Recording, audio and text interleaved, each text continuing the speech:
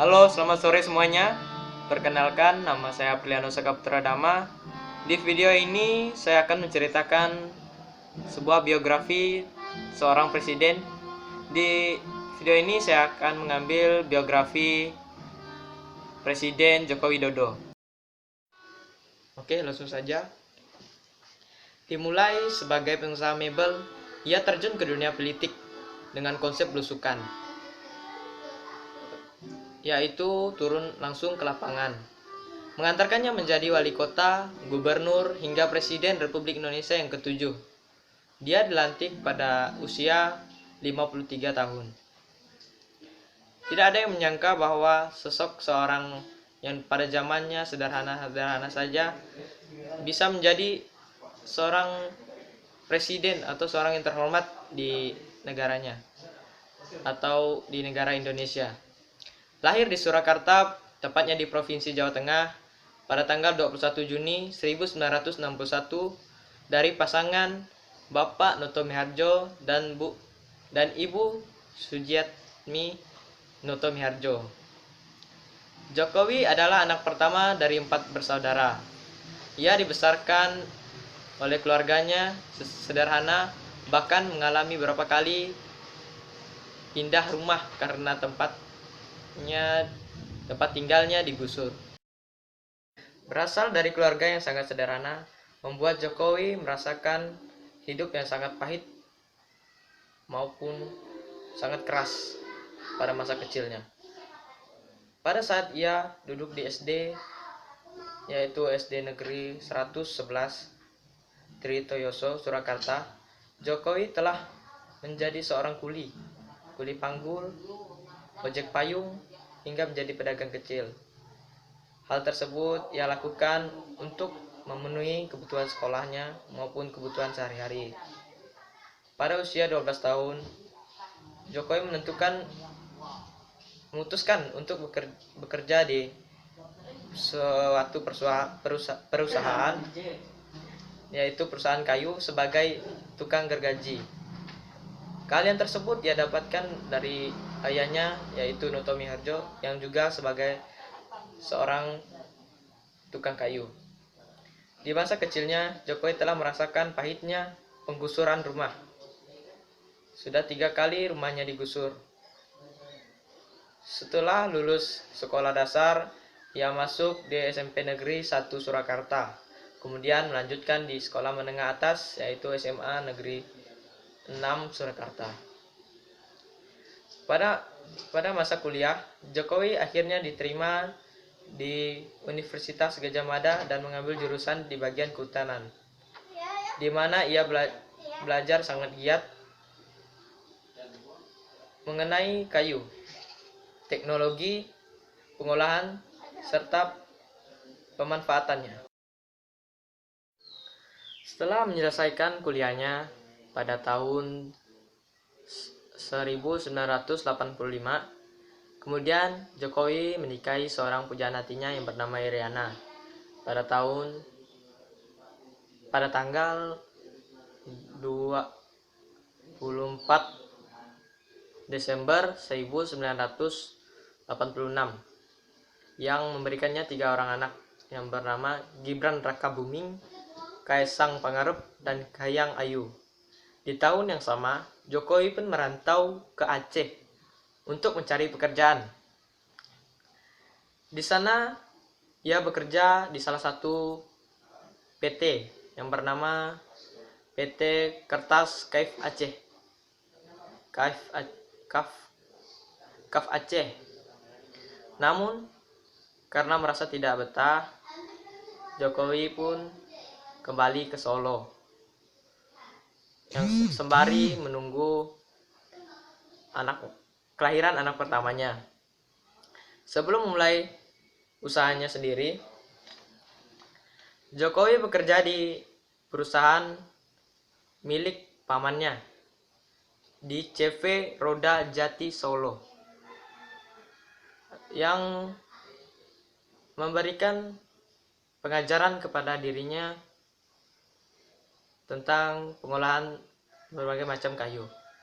Dari itu, ia langsung membuka usaha mebel kayu sendiri. Pada tahun 1988 dengan membuat badan usaha yang bernama CV Rakabu yang terinspirasi dari nama anak pertamanya, yaitu Gibran Rakabuming. Bisnis kayu Jokowi di bawah naungan CV Rakabau mengalami pasang surut, bahkan hampir bangkrut pada tahun 1990 berkat pinjaman dana sebesar 30 juta rupiah dari ibunya. Jokowi kemudian mencoba bangkit kembali. Setelah bisnisnya mulai bangkit, Jokowi melalui perjalanannya untuk keliling Eropa, Amerika, dan Timur Tengah lainnya.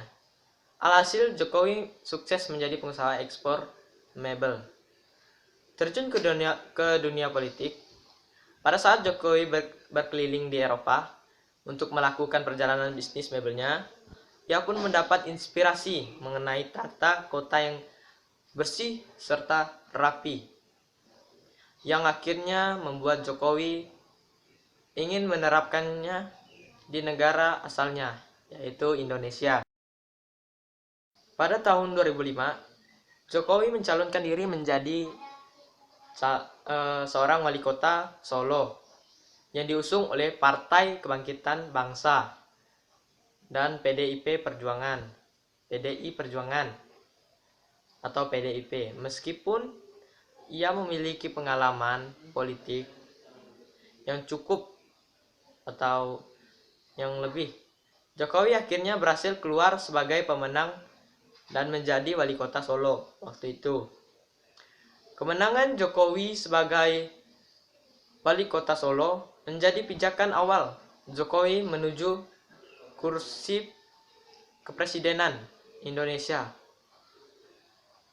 Kepemimpinannya sebagai wali kota Solo banyak mengubah wajah kota Solo menjadi ibu kota yang nyaman serta relokasi. Dikenal sebagai pemimpin bisu, yaitu seperti berkeliling melihat langsung keadaan belusukan, maksudnya seperti berkeliling langsung turun ke lapangan melihat keadaan kotanya. Hasil kerja yang memuaskan membuat Jokowi berhasil menjadi wali kota Solo untuk kedua kalinya. Pada pilkada selanjutnya di tahun 2010, dari situlah Jokowi kemudian mulai dikenal rakyat karena karakternya yang sederhana dan serta prestasi pada masa jabatannya menjadi wali kota Solo. Keberhasilannya memimpin kota Solo kemudian membuat mantan Wakil Presiden Yusuf Kala meminta Jokowi untuk maju ke kursi gubernur. Sempat menolak, Jokowi kemudian akhirnya menerima bergabung dengan Partai PDI Perjuangan atau PDIP. Yang dipimpin oleh Megawati Soekarno Putri bersama Partai Gerindra yang dipimpin oleh Prabowo Subianto.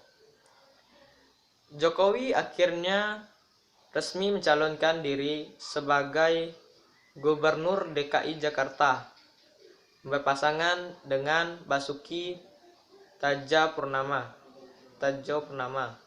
atau yang lebih dikenal sebagai Ahok.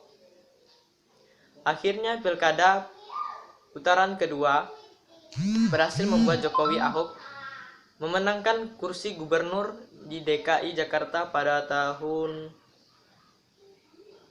2012. Di tengah masa pemerintahnya sebagai gubernur DKI Jakarta, Jokowi kembali memberanikan dirinya maju untuk sebagai calon presiden bersama Yusuf Kala sebagai calon wakil presidennya pada tahun 2014, yang akhirnya pada bulan Juli 2014 Hasil perhitungan suara oleh KPU Indonesia yang menyatakan Jokowi Yusuf kalah sebagai pemenang pemilihan presiden tahun 2014 dengan jumlah suara sebesar 53,15%. Perhitungan pada waktu itu kalau tidak salah. Setelah mengeluarkan banyak kebijakan baru pasca menjadi presiden Republik Indonesia, banyaknya timbulnya pro dan kontra dari masyarakat. Namun terlepas dari banyaknya kontroversi mengenai kebijakan Presiden Joko Widodo, Jokowi merupakan sosok yang patut menjadi perhatian. Bagaimana tidak hanya yang dalam waktu kurang dari 10 tahun saja ia berhasil mencapai puncak sebagai orang nomor 1 di Indonesia. Oke, sekian dari saya. Kurang dan lebihnya saya mohon maaf. Akhir kata saya ucapkan terima kasih.